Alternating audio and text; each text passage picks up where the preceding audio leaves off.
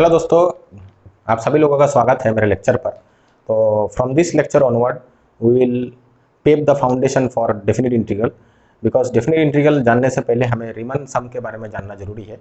तो आज इस लेक्चर में मैं आपको जो भी बताऊंगा ये मेनली रहेगा कि हमको रीमन सम अंडरस्टैंड करने के लिए हेल्प करेगा। तो मैं कुछ एग्जाम्पल्स लेके आपके सामने आया हूँ जिसको हम सॉल्व करेंगे और फिर हम उसी एग्जाम्पल के रिलेटेड कुछ लेक्चर हम स्पेंड करेंगे कुछ ये एग्जांपल्स करने में।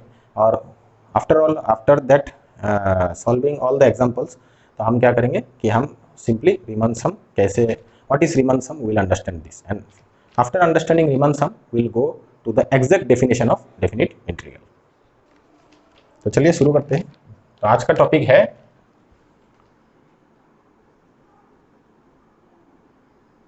Area of plain region.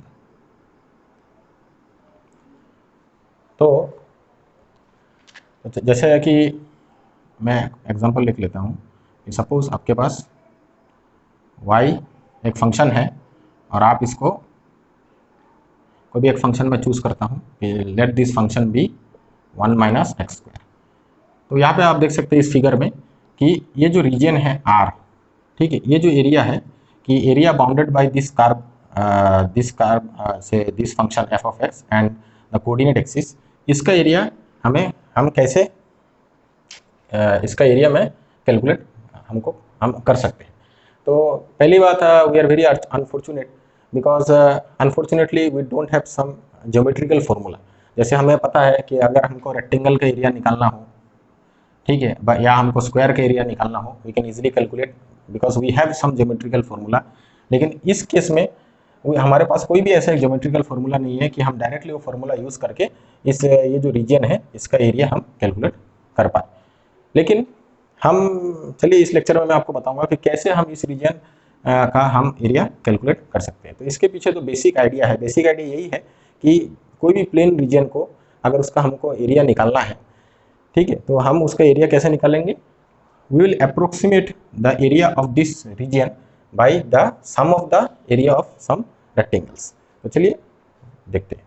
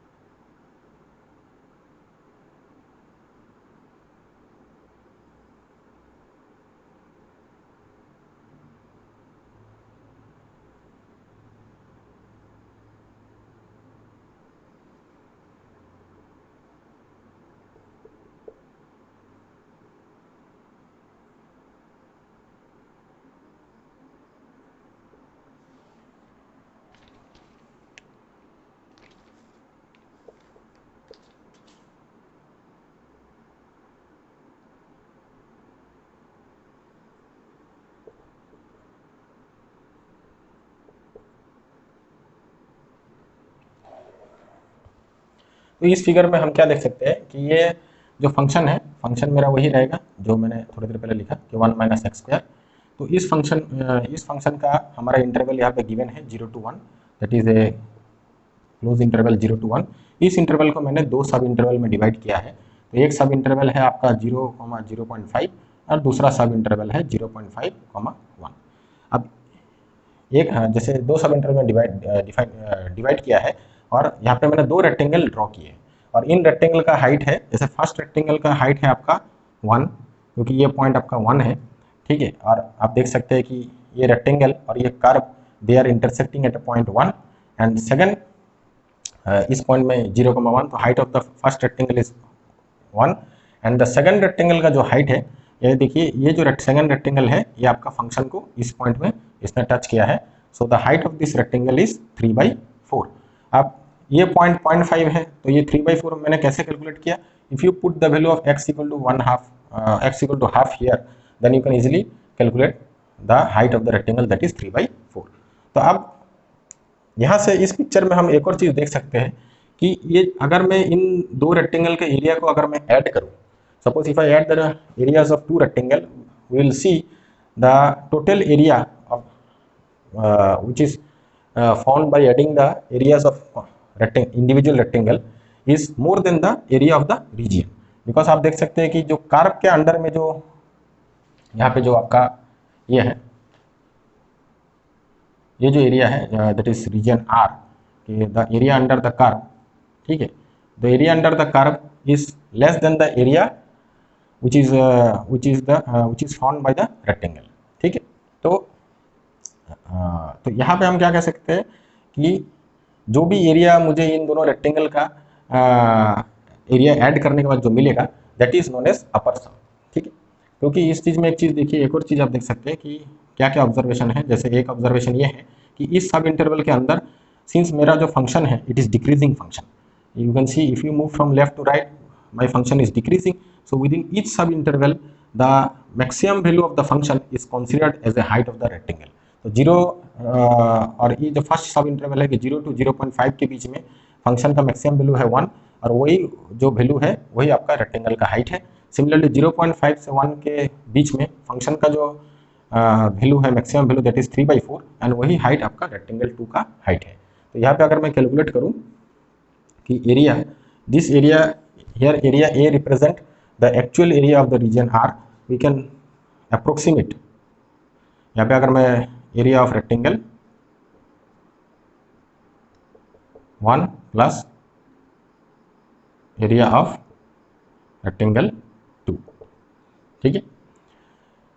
तो कैसे लिखेंगे, तो रेक्टेंगल का एरिया हमें इजीली पता है कि लेंथ इनटू ब्रेथ। तो यहाँ पे देखिए हाइट, फर्स्ट रेक्टेंगल का एरिया का फर्स्ट रेक्टेंगल का लेंथ या आप कह सकते हैं हाइट आपका 1 है, और ये जो विड्थ है that is 1, that is half, ठीक है। तो हम क्या करेंगे, यहाँ पे लिखेंगे कि 1 इंटू हाफ प्लस इस सेकेंड रेक्टेंगल का हाइट है आपका 3/4 और विड्थ है half, and that is ultimately equal to, will calculate, it is ultimately equal to 0.875, okay. तो ये जो एक्चुअल एरिया है उसको मैंने अप्रोक्सीमेट किया है by the area of a rectangle. तो यहाँ पे लेकिन एक चीज़ एक और आप गौर करने की बात है, आप देख सकते हैं कि यहाँ पे ये एक्चुअली मैं क्या कर रहा हूँ, मैं यहाँ पे हम क्या कर रहे हैं, हम ये कर रहे हैं कि जो प्लेन एरिया, जो यहाँ पे जो प्लेन जो रीजन है उसका एरिया को हम अप्रोक्सीमेट कर रहे हैं by using rectangle. But approximation के केस में हम क्या देख रहे हैं, ये जो एक्स्ट्रा ये जो एरिया है यहाँ पे, this areas are not required because this area is considered as an error, ठीक है। तो अब हम एक और आइडिया हम लगा सकते हैं कि अगर सपोज मैं मोर एंड मोर रेक्टेंगल अगर इसमें इंसर्ट करूं तब देखते हैं क्या होता है। तो यहाँ पे मैंने 2 रेक्टेंगल से अप्रोक्सीमेशन किया है। अब मैं अगर इस रेक्टेंगल को इंक्रीज करके अगर मैं 4 रेक्टेंगल ये करता हूँ तो चलिए तब देखते हैं क्या होता है।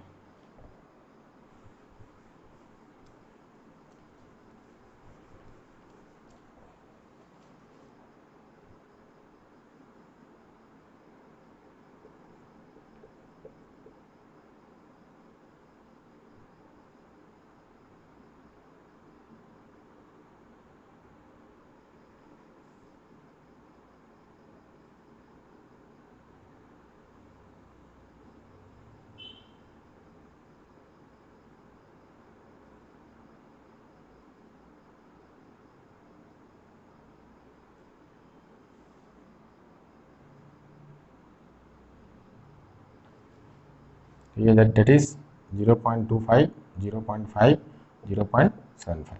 तो यहाँ पे फर्स्ट रेक्टेंगल का जो यहाँ पे भी देखिए, सिंस इस पिक्चर से भी मैं ये इस पिक्चर से भी हम ये आइडिया लगा सकते हैं कि जो एरिया है जो प्लेन रीजन का, ठीक है, that is contain inside the area of the rectangles, ठीक है। तो दैट मीन्स ये यहाँ से जो मैं एरिया, अगर मैं हर एक रेक्टेंगल का एरिया को अगर मैं अगर ऐड करूँ तो जो आंसर मुझे मिलता है that is considered as an upper sum, because within each sub interval the height of the rectangle is chosen as the maximum value of the function, ठीक है। तो यहाँ पे अगर मैं जैसे इसका फर्स्ट रेक्टेंगल का हाइट आपका क्या है, इसका ये पॉइंट का 0,1, सेकंड का क्या होगा यहाँ पे 0.25 है। तो अगर मेरा फंक्शन यहाँ पे गिवन है 1 - x², if I put here whole square we can easily calculate what is the height of the second rectangle. तो मैंने यहाँ पे कैलकुलेट कर रखा है, तो मैं डायरेक्टली पॉइंट लिख देता हूँ, that is 1/4, 15/16, and now the height this point is 1/2, 3/4, this point is 3/4, 7/16.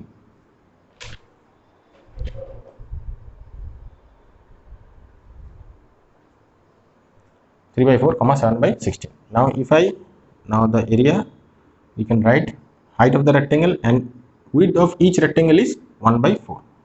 1/4 is the width of each rectangle. So we will calculate here 1 into 1/4 plus 15/16 into 1/4 plus 3/4 into 1/4 plus 7/16 into 1/4, and ultimately हमको answer क्या मिल रहा है?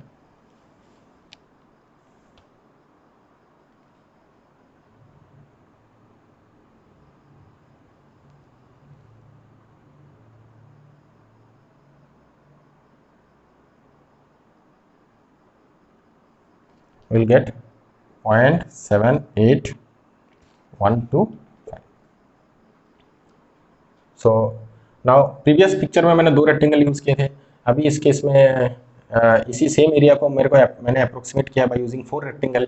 सो what we can see the previously क्या था कि अगर error ज़्यादा था, अभी अगर हम एक विदिन अगर मैं एक सब इंटरवल के अंदर अगर मैं देखूँ, now you can see the error is less, लेकिन फिर भी यहाँ पे एरर ज़्यादा है। अगर मैं और भी रेक्टेंगल इंसर्ट करूँ then this error will get reduced.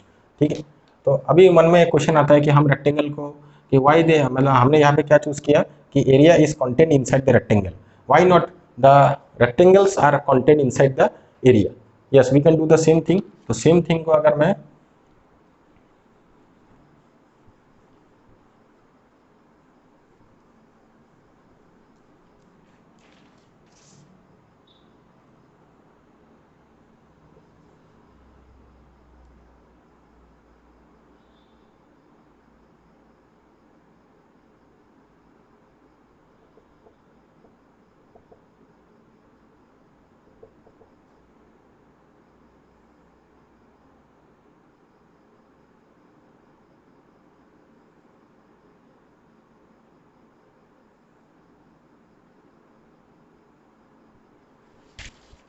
Consider the, यहाँ पे आप देखिए, यहाँ पे जो मैंने यहाँ पे क्या है कि मेरा rectangles are content inside the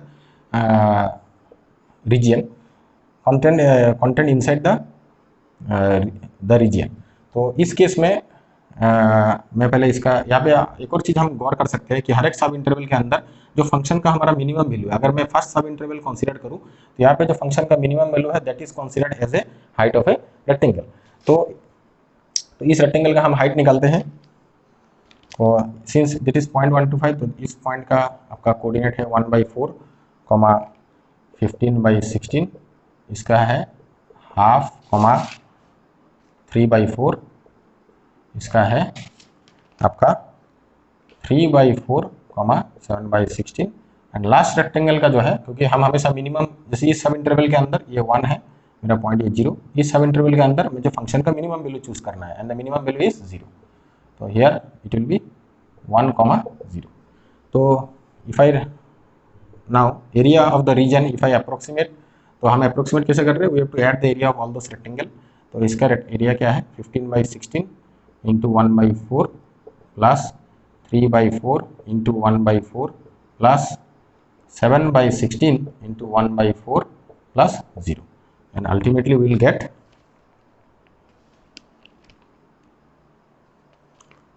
0.53125।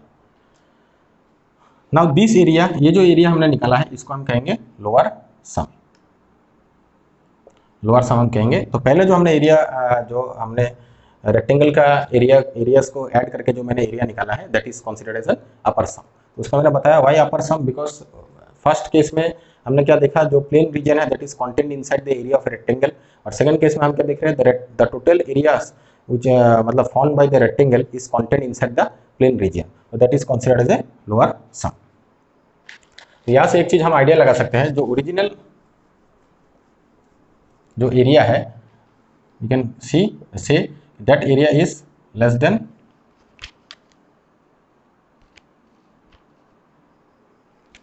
we can write 0.78125 and greater than 0.53125। तो यहाँ से एक आइडिया तो हम लगा सकते हैं कि ये जो एरिया है, जो एक्चुअल एरिया है, it is greater than this और इट इज लेस देन और equal to this. So from here we can also get an idea of कि how much what will be the maximum error we can face. Maximum error will be if you subtract this from this, so error will be say 0.78125 minus 0.53125, so somehow approximately equal to 0.25 something we can find the area error, ठीक है, while approximating, because यहाँ पे हम क्या कर रहे हैं, approximation कर रहे हैं, क्योंकि हमारे पास डायरेक्टली कोई फॉर्मूला नहीं है geometrical, so we are approximating the area by using the rectangles, by using the sum of the area of a rectangles. So in that case maximum error we can here we will face this. So in the same way, suppose we have done upper sum, we have done lower sum. Now again आपके मन में question हो सकता है कि हम interval के अंदर क्यों हम सिर्फ मैक्सिमम वैल्यू चूज करें, क्यों हम मिनिमम वैल्यू चूज करें, हम एक सब इंटरवल के अंदर दूसरा और कोई फंक्शन का वैल्यू क्यों नहीं चूज कर सकते। Yes you can choose. तो एक और मैं आपको दिखाता हूँ, that is known as mid point rule. तो mid point rule will be same, we will draw the figure,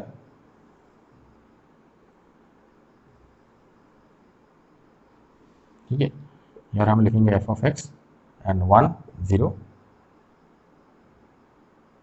and now in every here we will choose midpoint, that is 0.125, that is 0.25, that will be 0.375, that will be 0.5, that will be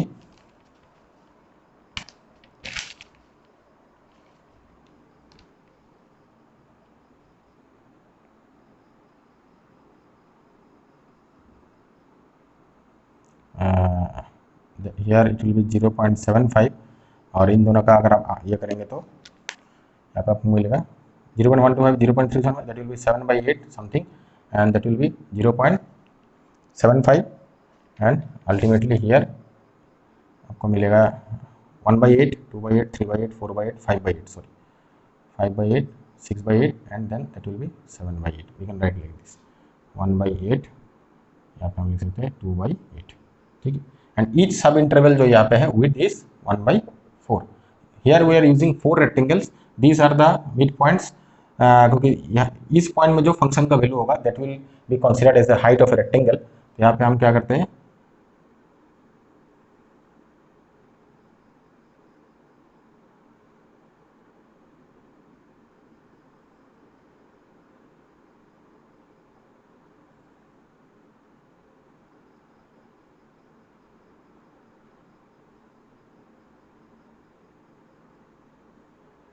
ठीक है, will do like this.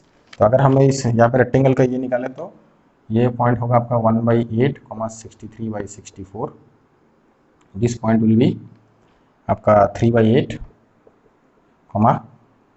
55/64, this point will be 5/8, 39/64, and ultimately this point will be 7/8, 15/64.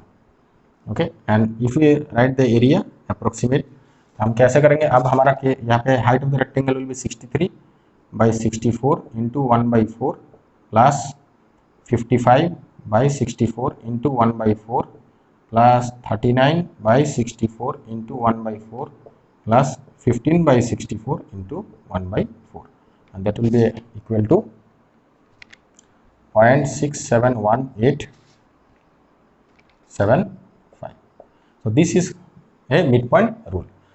तो तीन चीज हमने देखा, upper sum, lower sum and mid point rule. ये तीन चीज से भी आप कोई भी पॉइंट इस सब इंटरवल के अंदर आप चूज कर सकते हैं, और उस पॉइंट में फंक्शन का वैल्यू आप कैलकुलेट करके जो भी फंक्शन का आपको वैल्यू मिलेगा, that value you can consider as the height of a rectangle, and then you can approximate the whole plane जो area under the curve by summing the areas of a rectangle. In this way we can approximate the area. Now one another case is that कि जैसे मैंने first case में बताया था, अपर सम के case में अगर मैं 2 रेक्टेंगल से 4 रेक्टेंगल कर रहा हूँ तो मुझे एरर कम मिल रहा है, और मैं अगर 4 से फिर मैं सोच लीजिए 8 कर रहा हूँ या मैं और भी बढ़ा रहा हूँ 16, 10, 100, 1000, if we go on increasing more and more rectangle we will see कि अल्टीमेटली ये जो सम ऑफ द रेक्टेंगल है इसका एक लिमिटिंग वैल्यू आपको मिलेगा. That means after certain number of rectangles your sum will be say up to 3 decimal up to 4 decimal it will become same and same. तो उस केस में आप कह सकते हैं कि this values up to 4 decimal या 5 decimal that is the actual area of the plane region. तो चलिए मैं यहाँ पे एक टेबल आपके लिए बना के दिखाता हूँ, एक मैं यहाँ पे लिखता हूँ तो उससे आपको आइडिया बन जाएगा